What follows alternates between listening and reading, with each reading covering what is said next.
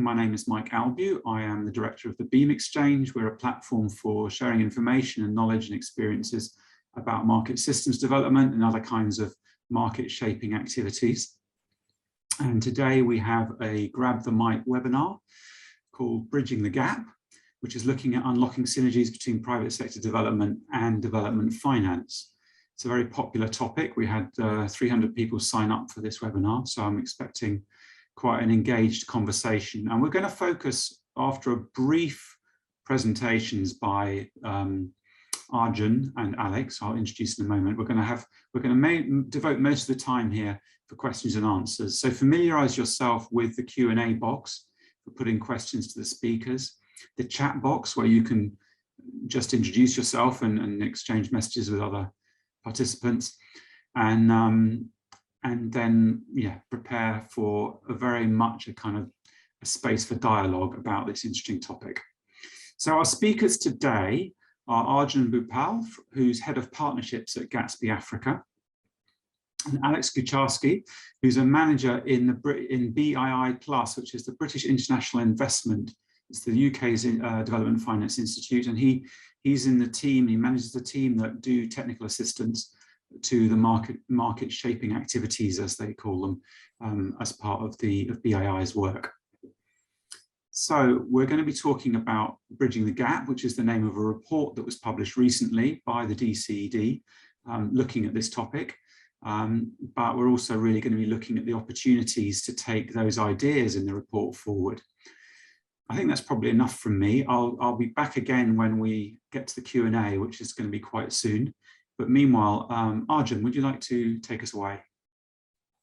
Yeah, sure. Thank you, Mike, and hello everyone, and welcome to today's webinar. This is a topic that Gatsby is really excited about, and we think is really relevant to our work, but I think relevant for the wider development community as well. Very briefly, Gatsby Africa, we're a private foundation focused on East Africa, and we take a sector transformation approach, which is in many ways similar to the MSD approach. And we focus on 6 sectors. And for us, what we aim to do is drive large scale growth in the sectors we work in. And not surprisingly, this requires large amounts of investment finance to drive firm growth and innovation. And we found that catalyzing investment into our sectors has been really challenging for many reasons, and not least because quite often these are young firms in risky or early stage nascent sectors, and finding investors willing to invest in these firms in these sectors has been challenging.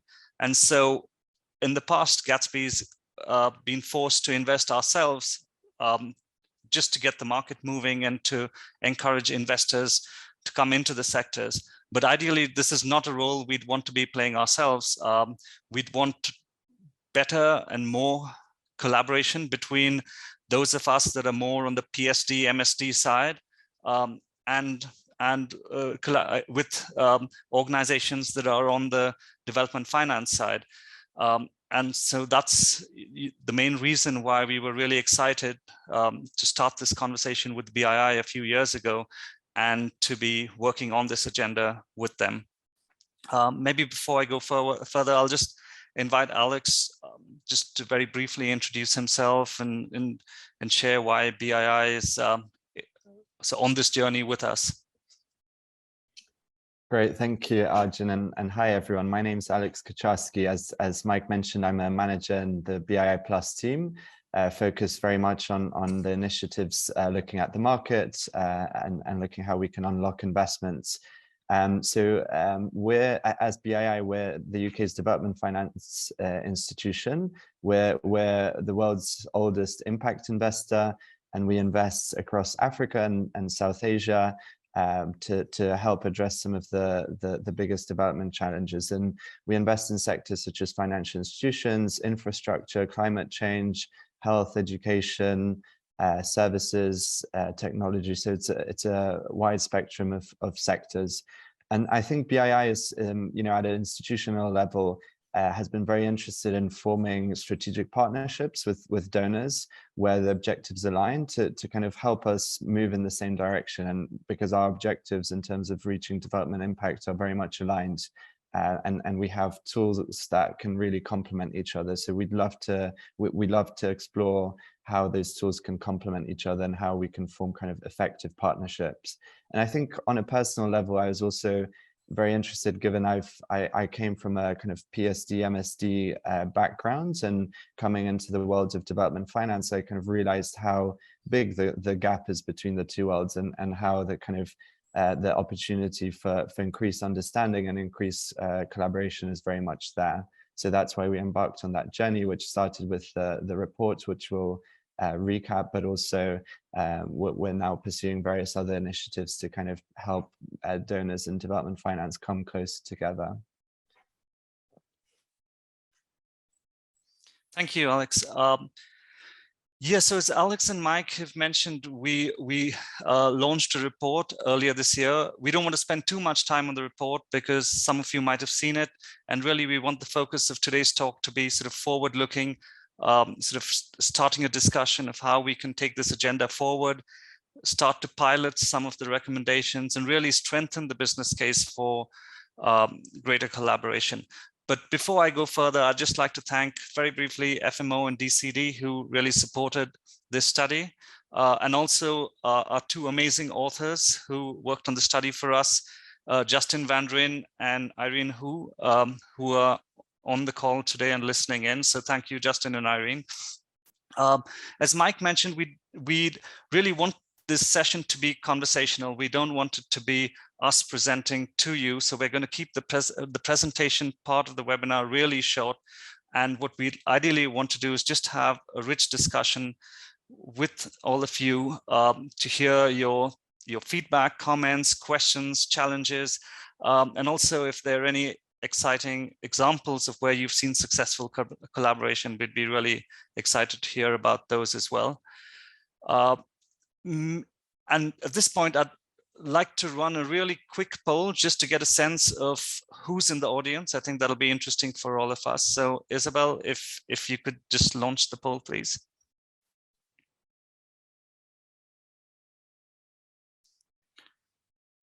Yeah, so the poll essentially is just trying to, just asking which the type of organization you're from, and so whether that's a donor, an investor, private sector, government.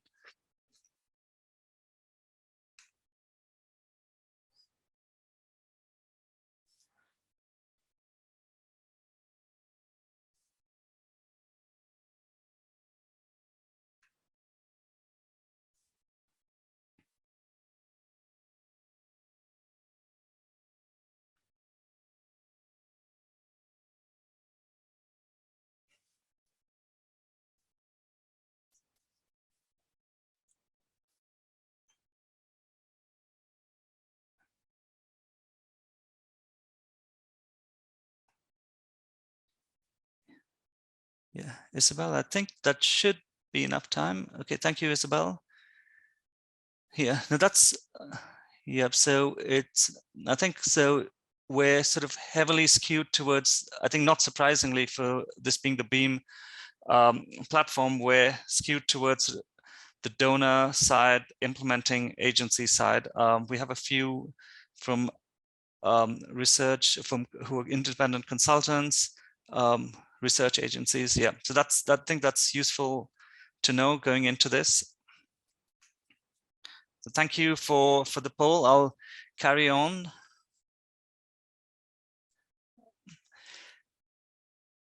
Yeah, so I don't want to spend too much time recapping the report, but here's just some headline messages. I think what we found, we were pleasantly surprised by how much excitement and enthusiasm there was when we started reaching out to people to ask them to speak to us about this agenda. And I think that's really a reflection that there's this huge untapped potential that we can sort of work collectively towards if we collaborate better. That's the PST side and the investor side. And these, I think these quotes sort of really summarize what we were hearing. There's huge potential. The two sides bring very complementary skill sets, toolkits, but at the same time, I think a realization that doing this in practice isn't easy and is challenging. And therefore, it in a way, it explained why, despite there being so much enthusiasm, there were very few examples of sort of strategic collaboration that we could point to. But what we did find was a lot of activity, a lot of pilots, a lot of people testing this more aligned approach.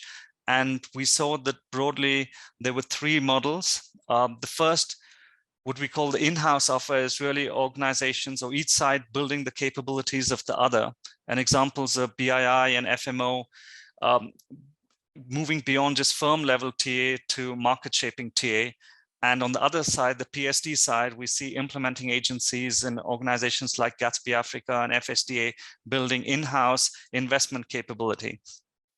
Model 2 is structured coordination, so formal engagement between the two sides. A good example is the Dutch Fund for Climate and Development, which is really a funder implementer coalition that brings together the Dutch DFI, FMO, an implementing agency, SNV, as well as WWF and climate fund managers.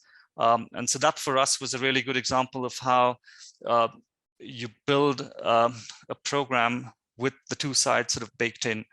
And lastly, the model that was most common was sort of an ad hoc engagement. So often where investors were brought in on an ad hoc basis to close deals through investment facilitation. And good examples are USAID's Invest and FCDO's Manufacturing Africa.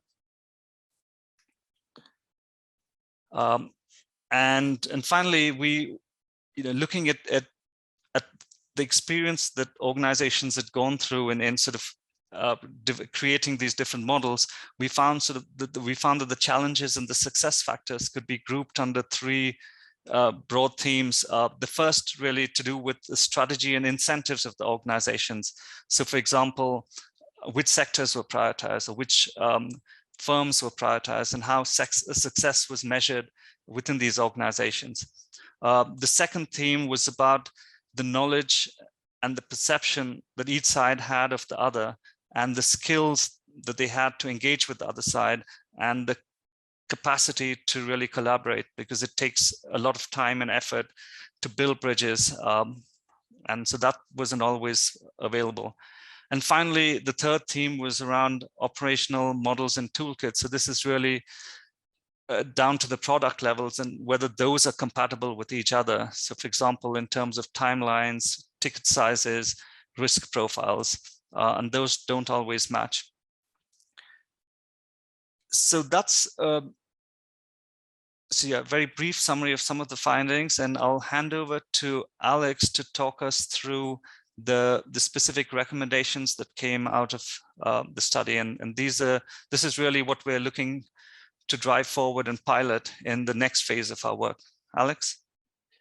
Great, thanks, Arjun. And there's a lot of content in here. I really appreciate the tables trying to summarize it, but I really encourage having a look at the report, which gives a lot of examples and explains in practical terms what these recommendations mean.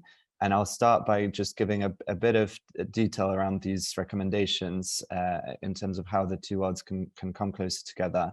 But I'll also, given the audience, I'll also spend a few minutes talking about potential top tips for donors designing PSD programs as well, which could be useful. So, applying these recommendations to someone who's designing a PSD program, which hopefully can be relevant, and that's something we want to kind of think about going forward as well. So around the first theme that Arjun mentioned, which is to align strategies and incentives around common opportunities. What that could mean in practice is, for example, within a given country for donors and DFIs or investors more broadly, to agree, what are the priority sectors that they should focus on. So, for example, developing common sector selection criteria that would enable that. So to avoid a situation where, say, in a given market, donors are supporting agriculture, whereas investors don't feel that agriculture is an opportunity and instead want to focus on financial institutions, because then there's a big mismatch. The other potential recommendation could be to actually engage each other when setting the strategy. So either the investment strategy in a given market or the kind of program or donor support strategies, to actually get feedback early on, and not only on the sector selection, but in terms of what should we do, how can we support investment, or how can investment support some of the development challenges that donors are keen to support. And if that's built early on rather than after all the strategies are set, it's much easier to align.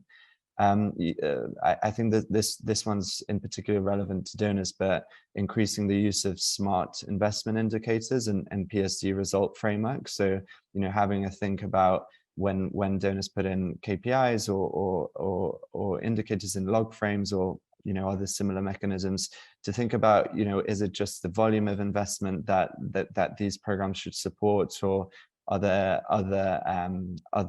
kind of potential indicators that would help drive incentives, like number of deals supported, but also the additionality of those deals, etc. So we're actually developing some guidance, some further guidance around what these could be as well. For the next recommendation may be a little more focus on investors, which is to also increase emphasis on market shaping / catalyzing markets, whatever the appropriate phrase is, as part of investment screening. So that's something, for example, that BII does, where when an investment has a broader impact on the wider market and a kind of market development impact, it kind of scores higher and is prioritized. So that's something investors could encourage, to have a broader impact. And also, I think one thing that really came up is that sometimes the timelines of various organizations aren't helpful, where a PSD program or an MSD program will be working with an investor on trying to get a deal, but then the program has to finish, and the deal is still going ahead, and that support to the deal has contractually has to come to an end. So really kind of thinking about handover and exit strategies to maintain that momentum, and kind of recognizing that you need a long-term outlook to address some of the development challenges. Around the second theme, so building or buying crossover knowledge and coordination infrastructure among the two worlds. One recommendation was to really strengthen the ecosystem mapping, so that both donors and investors really understand what's going on and who the various actors are and incentives are within the given markets. And I think that's something that resonates with the MSD community for sure, but I think making sure that the investment ecosystem is also part of that MSD ecosystem mapping is really important. Then to support coordination at a country level, so we see that as being quite an effective tool. We do this in Nepal and DRC and Ethiopia, kind of bringing DFIs and donors together to discuss kind of opportunities and challenges, and have a forum to structure collaboration. Or another recommendation is to kind of tap into and pool DFI TA resources, because usually DFIs have various TA pools. Donors have also TA pools, and bringing those together can kind of increase the resources available, but also focus around collaboration, because when there's money on the table, there's also kind of commitment to doing things together. Another potential recommendation, which we felt could be a quick win, would be to pilot cross-organizational secondments. So whether it's between USAID and DFC, FCDO and BII and other DFIs, I think there's various kind of opportunities and various modes to explore, but it could be a really effective way of kind of transferring knowledge. And I've seen that in practice when a colleague from FMO came and joined my team a couple of years ago. As a result, we've got at least 3 or 4 initiatives together now with that kind of market building objective firsthand. Another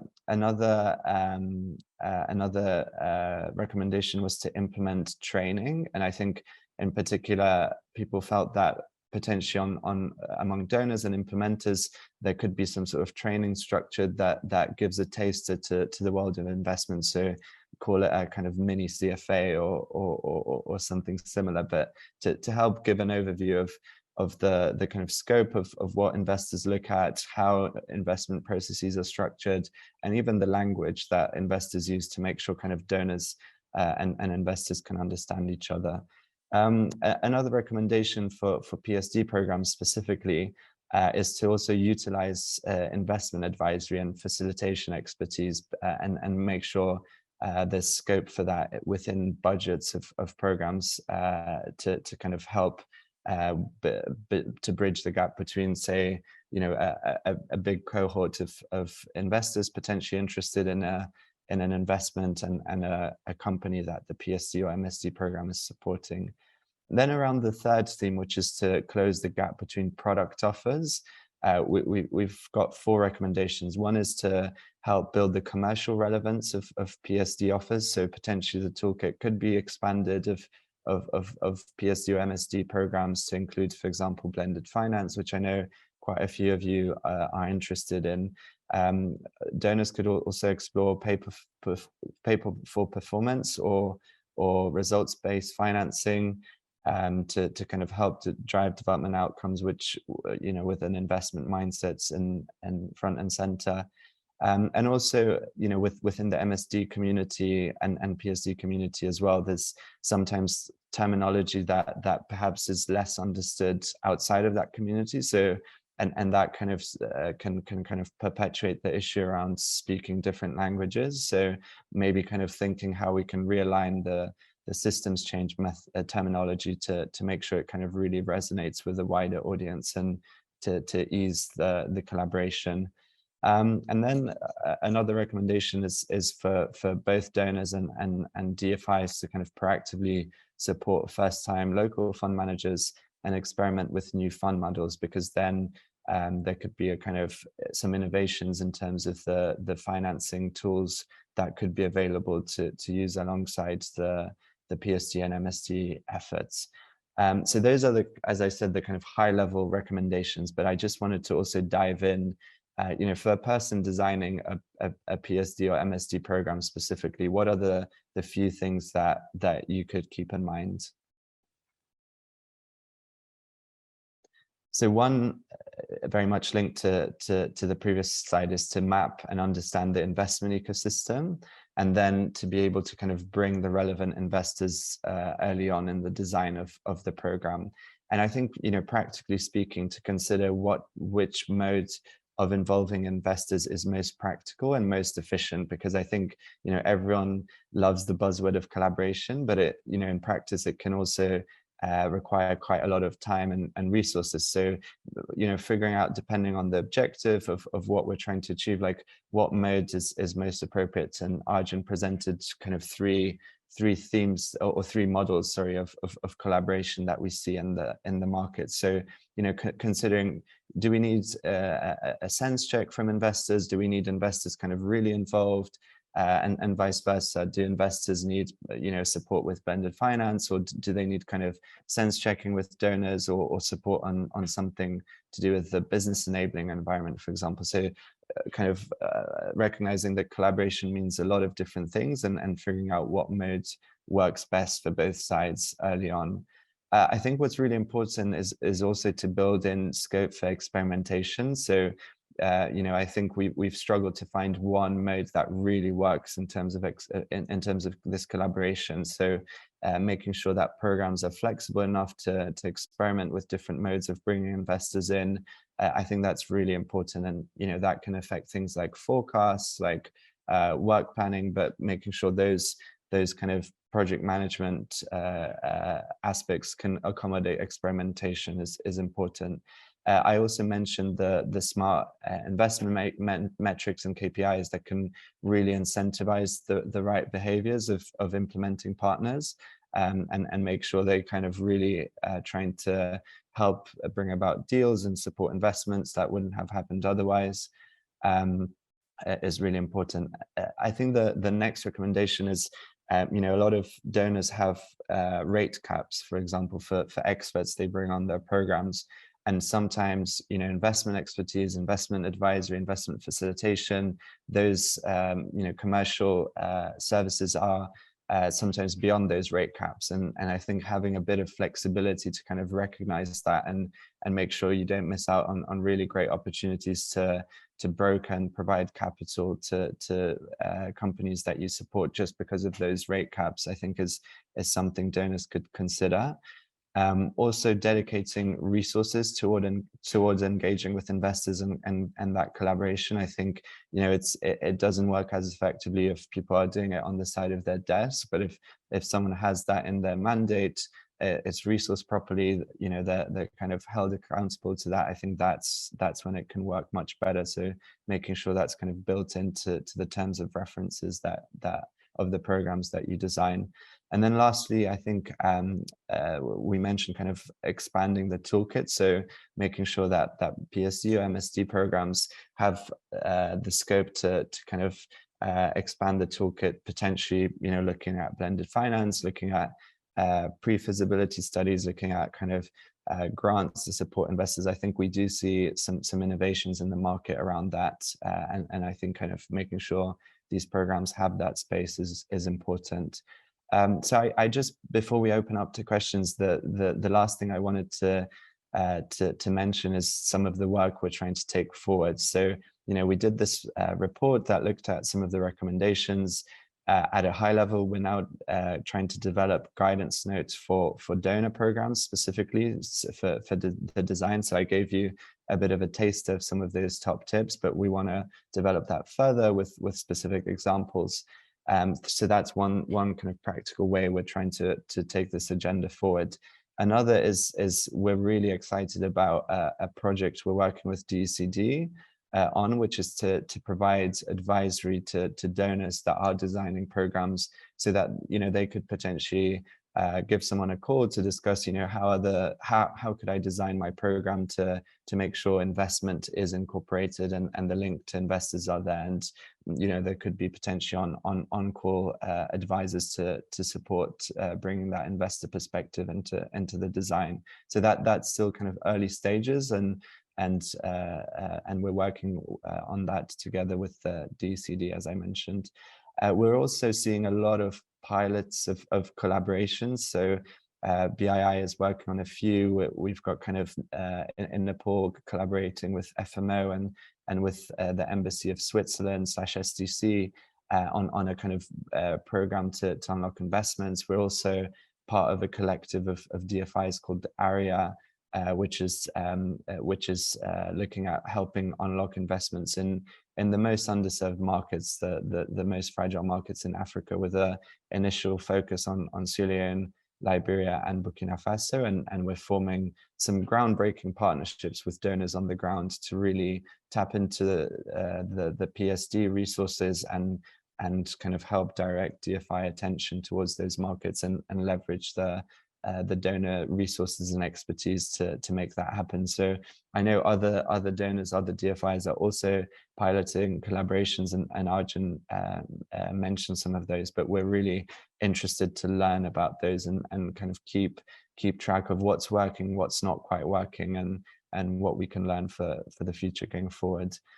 So I'll stop there, and, you know, we'd love to hear from you. We'd love to hear examples perhaps of what you've seen work, like when you've seen a donor and investors collaborate really well. I know some questions kind of came in advance around that, but, you know, we'd love to hear from you around that, so we can kind of keep learning. And I think that's a question that we'll also ask as part of the feedback survey. We'd also love, you know, any reflections and any comments.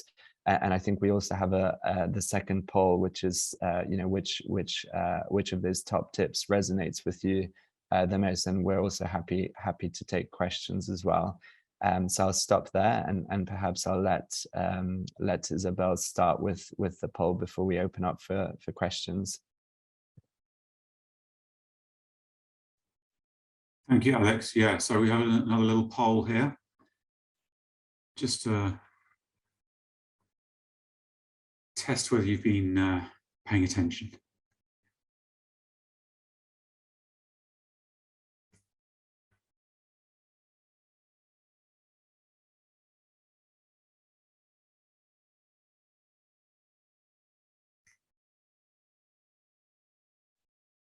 Yeah, so while you're making your choices, sorry about the chat not working, but do please use the Q&A to put questions or comments in there.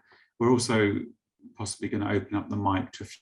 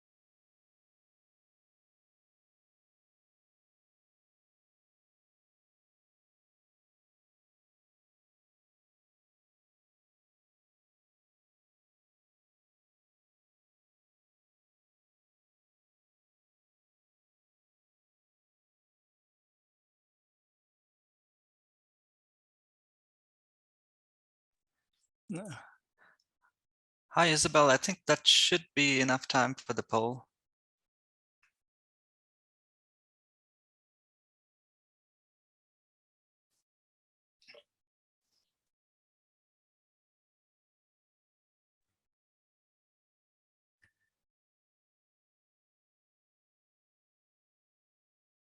Hi, everyone. Sorry about that. I lost my connection, but I think I'm back. Have you all been waiting for me? Yeah, we've just got the results of the second poll back. Okay. And is that giving you some food for thought, Arjun?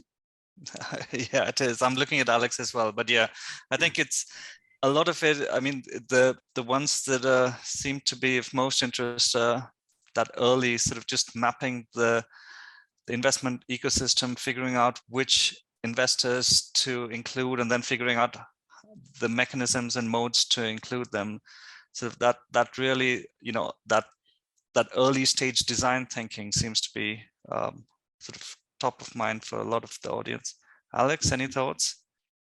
Yeah, I think that looking at the top three, that kind of really resonates with me personally as well, where you know, before I joined BII and I was working on MSD programs, I really kind of thought of investors as one, you know, homogeneous group that an MSD program would love to engage with, but I really struggled to figure out, you know, who are the different actors between the organizations, within the organizations, who are the right people to approach. And so it seemed like a bit of an unknown world to me, and I think kind of that speaks to some of these recommendations that are top here as well. So yeah, I think it's really interesting and great to see that these recommendations do resonate with people as well. And like I mentioned, we will kind of share more detail and probably a kind of guidance note that we'll publish around some of these top tips with kind of examples of when they've worked, when they haven't, and so on. So we can share some more content around that in the next few weeks as well. Great. So let me leap straight into one of the questions that's been posted then in the chat, not in the chat, in the Q&A box. Sorry if the chat box not working. Kabir Nawal is asking about programs designed in sub-Saharan Africa. A lot of the design process goes on outside the continent, and also investors tend to be sought when the project has already started. How does one tackle that issue as it's sort of really something that's coming from the donors' sort of ways of working more than anything.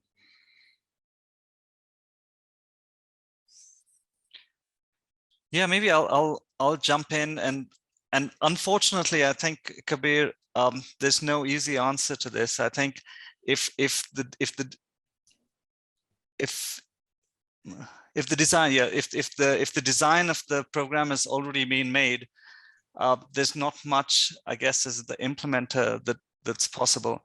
And so really this needs to be sort of tackled at the design phase, and ideally sort of investment advice brought in at that stage, not once the project has commenced. But obviously I recognize that there are realities to how things function at the moment. So, you know, part of the work that Alex and I are doing through the DCD is really to raise the profile of this agenda and strengthen the case for having this collaboration brought in at the design phase, and for even changing how some of the funding modalities work to allow this collaboration to work better. So, you know, the hope, Kabir, is that you won't be in this situation in a few years if the agenda moves forward and donors sort of really embrace this. But, you know, Mike, Alex, feel free to jump in. I'm going to see if Suzanne, who spoke, could, who asked a question in the chat, would you like to actually articulate what you're saying? Because you reflected something here, and I think it's quite useful. Would you like to? Do you mind having? Sure. If you can hear me. We can. Sure, thanks. Yeah, Suzanne Crook from CEDA. I just had a reflection when I saw those recommendations, the three sort of columns there around the importance of country collaboration. It seems, and also when you went through the recommendations, it seems like a great starting point for a lot of the other work. You know, in my experience, just getting the right people in the room and making the connections that you kind of tend to think happen by themselves, but don't always happen. Just getting the right people in the room to get them to start talking, it first of all helps them to understand where the others are coming from, you know, to start talking about how do you work, how do you analyze the sector, how can we work together? You know, it seems like a good starting point for a lot of the other recommendations to happen, and maybe a good low-hanging fruit. Yeah, and maybe I could come in with a bit of an example of DFI donor collaboration in Nepal specifically, which has been kind of widely kind of recognized as one of the most successful examples of that country level collaboration, especially in some of the thinner markets. But there we went through a pretty impressive journey in the sense that one donor, so the Embassy of Switzerland, a couple of years ago, decided, you know, they want to engage DFIs more in Nepal, and some DFIs were already present, and quite a lot were interested in investing more in Nepal.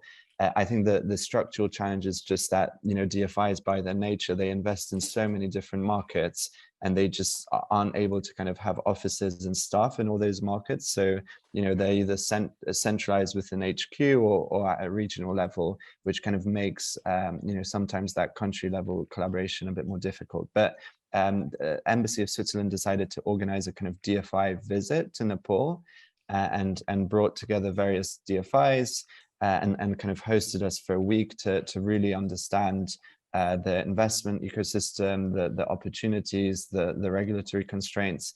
And as a result, I'd say, you know, on the back of that trip, the interest was very much accelerated in investing in Nepal, and we designed a kind of joint initiative to help unlock more investments called Invest for Impact Nepal, where BII and FMO and the Embassy of Switzerland co-funded it, and the aim is to kind of use technical assistance with very much a kind of systemic approach to help bring about more deals and ultimately more impact for people in Nepal. And we have a working group that meets quarterly between DFIs and donors, and everyone provides updates in terms of what are the investment opportunities they're working on, how can DFIs how can donors support, and we also have specific kind of working groups where people really roll up their sleeves. For example, we're exploring how can we do something innovative in the SME finance space, and how could we potentially do quite a transformative investment. And we'll need blended finance, we'll need donor support on the regulations, and we've got a mini working group and where people really roll up their hands and work together towards achieving those objectives. And we even have WhatsApp group for donors and DFIs involved in Nepal to kind of share information quite quickly. So it's an example of through kind of simple things and bringing people together and really pushing that collaboration, more things can be achieved. So yeah, I agree with your comments, Suzanne. Yes, I think maybe Sigrid, I've given you the mic as well. You're kind of making a related point in your question. Yes, indeed. Can you hear me? Yes, we can. Thank you. Okay. Yeah, no, that's just the point of donor coordination, because when I saw as the first point the mapping of the ecosystem, my concern is a little bit that very often it starts a lot of programs supported by donors. They start with that, but a lot of donors they do not explore before what is already there and existing, and especially then the coordination and the analysis of this mapping and the joint identification of what can be the real leverage points is very often missing. And of course, that is also very depending on the situation in each country. What I just heard is that if one donor is taking some kind of initiative, that can always help, of course. But I'm also very interested to hear later then about or get some context of this initiative foreseen in Burkina and Liberia, because as it is more in our region and French-speaking countries, that would also be very interesting for us. Thank you. Thank you, Sigrid. Justin, you were Justin Van Rijn. I just invited you into the room as the author of the main report we've been talking about. Did you wanted to say something? Thanks, Mike. Thanks everybody for the discussion so far. So on the coordination point, one of the things that stood out to us was, how you do coordination matters. So there was a nice example from the Manufacturing Africa program team in Ethiopia, who I think had grown a little bit tired of sort of talk shop style coordination, and had set up kind of an interesting, more action-oriented approach. So the model was that in each of these coordination sessions, somebody would bring along a real life investment opportunity or investment challenge, and others would respond with specific support they could provide around that opportunity. And that really seemed to work well. So making the coordination a little bit more action oriented around these opportunities was what one thought. The other thought is around coordinating with each other, of course, but then also thinking about the host country government's own plans, whether that's industrial policy or sort of strategic sectors or something like that, and thinking about how coordination fora can be used to have those discussions. To what extent are our initiatives on either side linking into reinforcing, benefiting from what's been planned and delivered at a national level. And then the third thought, back to Kabir's question on sort of the design phase. There are various mechanisms that can be used, and we sort of spoke to people who design programs and had engaged with investors during business case development, and that seemed to work very well. The slight complication is that some of those investors would then turn out to be bidders, and the conflict of interest needs to be managed quite carefully. But in general, up to a sort of certain point in the procurement exercise, it makes good sense to get out there as a program design team, figure out who's on the ground, and have conversations to test your assumptions. I'll stop it there. Thank you. Thank you, Justin. Can I move the conversation on a little bit? There's been a couple of different questions that relate to the application of these ideas in situations with fragile markets and conflict-affected situations and so on. Dan Norell, for example, since he's with us, posted a question about top tips for engaging development programs implemented by NGOs in thin markets in rural areas. How can the MSD work with the development finance in these kind of contexts? Would anyone of you like to try and tackle that? Yeah, I'm happy to start and for others to come in as well. But I think, you know, in the thinner the market, in my view, the more important the collaboration, because it's very difficult to kind of try to address some of the challenges or seize the opportunities by yourself if there's kind of very few of those opportunities. And I think it's really, really important, and we see that across the board in some of the markets that we invest in, that, you know, in the most underserved markets, like collaboration is very, very important. And so we're trying to do this, as I mentioned, in kind of Sierra Leone, Liberia, and Burkina Faso under the ARIA initiative, which is a collection of 16 DFIs, kind of trying to collaborate together to unlock investments. And there we're finalizing partnerships with donors. So, for example, in Sierra Leone, the partnership would mean that the donor in Sierra Leone they have a PSD program called Invest Alone. And Invest Alone would help provide technical assistance to potential investable opportunities that would be identified by DFIs. So, you know, we could have a look at businesses, you know, either ones that we've seen or the ones that the program has identified, and where there's potential investor interest, but we feel actually, you know, the business is not quite ready from an ESG perspective or from a business integrity perspective or governance perspective. That technical assistance could be then used, you know, 1 year, 2 year before the potential deal would close, and is a great example of how that collaboration can be kind of structured and formalized. And the other thing is, you know, obviously in thin markets, kind of potentially regulations and the business enabling environments might not be conducive to investment, and collaborating with donors around that is really important, because that's very much outside of the remit of most DFIs to work on that.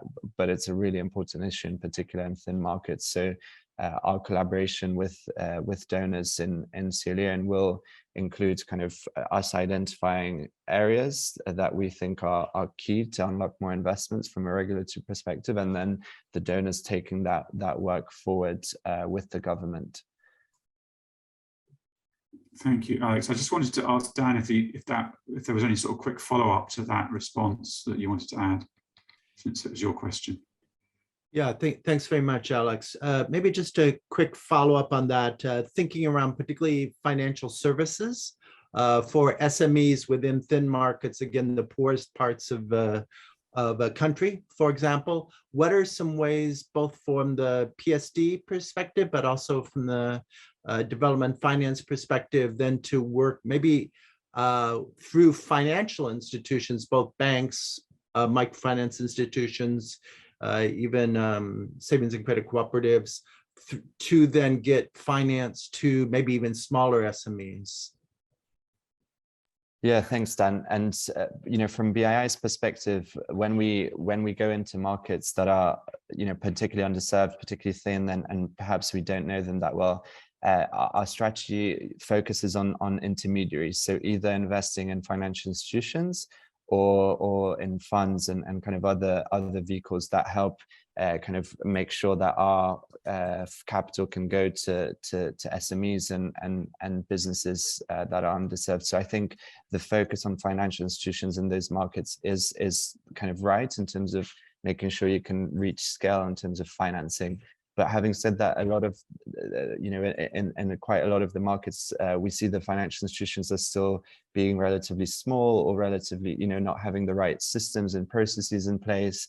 So as part of this project that I mentioned, we're actually looking at potentially investing in some financial institutions. And we want to, again, bring the TA much early on, before we invest and help get the banks or MFIs in a shape where they could be considered for investment. So I think, to answer your question, working with investors to identify potential investable opportunities in that space, and then for the donor to come kind of much early on and help with getting the business investment ready, but really guided by the investor. So yeah, it can really be a good example of then being able to reach SMEs, and we've got experience doing that in certain markets. Whether in Uganda we helped launch DFCU, and we were kind of equity holder, and many donors worked with DFCU and helped them become one of the big SME lenders and lenders in the agri sector as well. So I think that's a good example of collaboration between both sides, and we held that investment, I think, for over 60 years. But I wanted also to let Irene come, because she's particularly interested on the fund side, and that's another way to kind of channel DFI capital to some of the more underserved and more fragile markets. So Irene, over to you as well. Yeah, thanks, Alex. Tell us who you are, Irene, by the way. Oh, sorry, what was that, Mike? No, you are on mic, but just introduce yourself as well. Okay, will do. Hi, everyone. My name is Irene Hu, and along with Justin, I'm the other co-author of the study that you've just heard about today. My experience is working with investors, whether that's development finance or smaller impact investors, businesses, as well as donors across sub-Saharan Africa in facilitating investment in on growth strategy for private sector development. So I think I'd raise my hand just to answer the second part of Dan's question, which is, again, how can donor programs work with development finance in the poorest areas of the country, where many of the opportunities may be too small or early stage for development finance institutions like BII to invest in.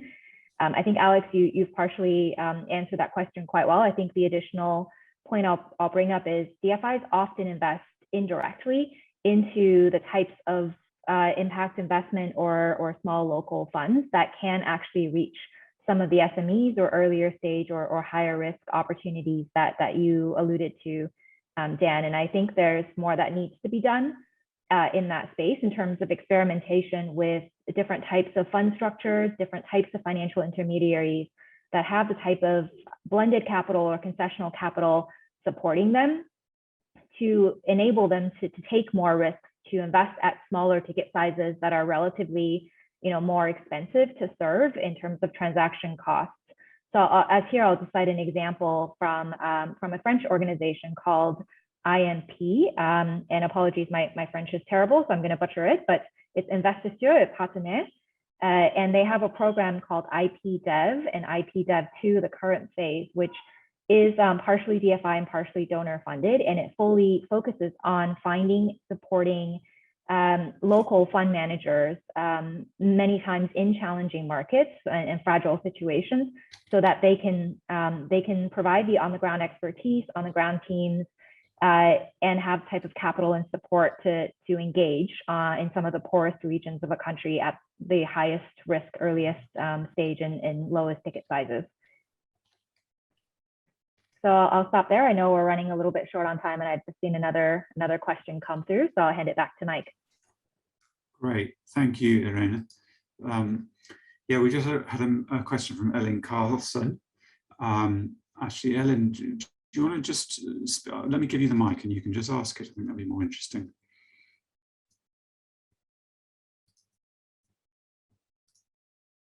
Sorry, I'm a bit behind the curve here.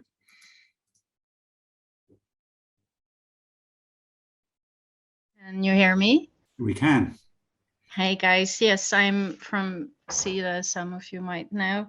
I find it a bit challenging to get political economy, an understanding of the political economy and the investment landscape appropriately covered in analytics and design work with various types of implementers. So I wonder if you have any advice there or some good examples or resources that could be useful in this regard.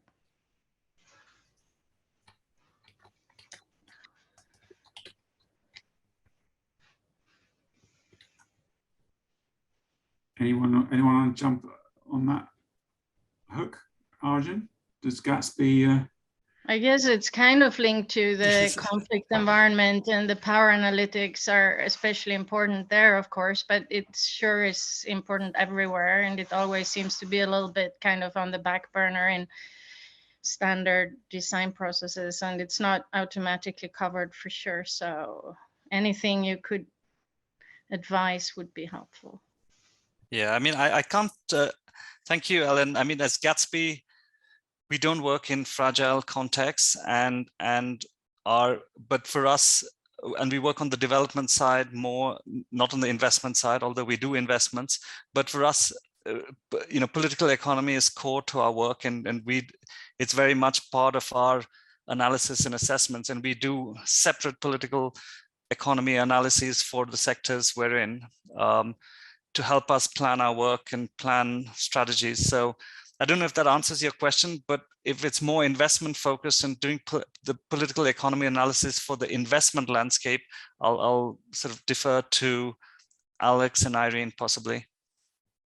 Yeah, thanks. And I think that's actually an area that we're exploring under the ARIA initiative as well, where we're bringing DFIs together. And one of the things that really came up is that actually there is a desire to understand a bit more how to kind of do political economy, conflict sensitivity, and fragile markets and to do it in a way which can kind of really complement investments rather than hinder them, let's say. So that's actually one of the key deliverables for us in the next few months, is to develop some sort of guidance for investors how to kind of integrate conflict sensitivity into their investments, and that includes political economy.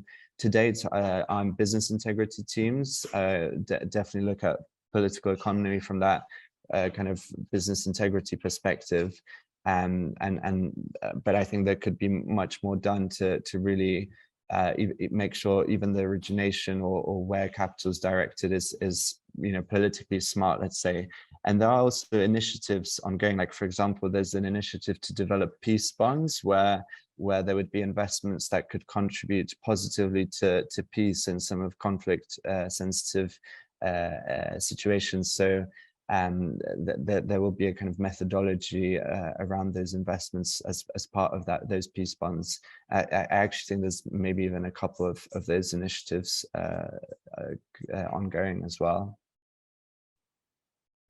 Thank you, Alex. I don't know whether that's fully answered your question, Ellen, but we are unfortunately really now run out of time. The conversation's gone very fast. Can I, before you go, I want to ask everyone, if you can, to click on the link that's in the chat box now and give us some feedback on the webinar. But also I'm wondering, while people are doing that, Alex or Arjun or Irina, whether any of the examples that you've mentioned over the last few minutes could be, whether there might be links available or even just the names for those of us who can't grasp French titles either, whether you could just pop them in the chat box so that people can see what those organizations or those initiatives were called, and maybe look them up on Google themselves. Irina, thank you very much.